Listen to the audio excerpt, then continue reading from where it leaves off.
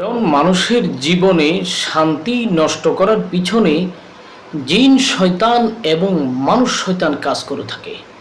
বন্ধুগণ, আপনার ব্যক্তিগত শত্রু থাকতে পারে, পারিবারিক শত্রু থাকতে পারে, ব্যবসায়িক শত্রু থাকতে পারে, প্রবাস জীবন শত্রু থাকতে পারে, অথবা রাজনৈতিকভাবে আপনাকে কষ্ট দিতে পারে।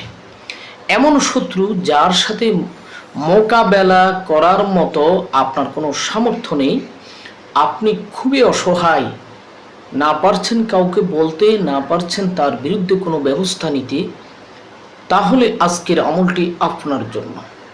আপনার গোপন শত্রু থাকুক, প্রকাশ্য শত্রু থাকুক, যে কোনো শত্রুই থাকুক না কেন, আজকের আমলটি যদি আপনি করতে পারেন ইয়াকিনের সাথে, ইনশাআল্লাহ আল্লাহ পাক রব্বুল আলামিন কুদরতিভাবে আপনার যত শত্রু আছে সব শত্রুকে ধ্বংস করে দিবে। বন্ধুগণ, আমলটি খুবই সহজ।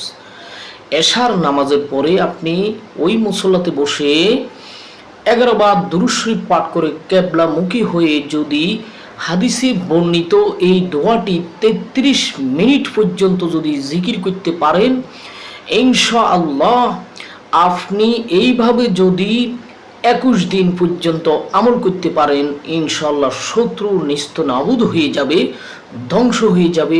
আপনাকে আল্লাহ পাক রব্বুল আলামিন গায়বী সাহায্য করবেন। আমলটি খুবই সহজ। দোয়াটি হলো আল্লাহুম্মা ইন্না নাজআলুকা ফি নুহুরিহিম ওয়া নাউযু বিকা মিন শুরুরিহিম। বারবার শুনে এটা মাসপ করে নেবেন, ভিডিওটি শেয়ার করে দিবেন।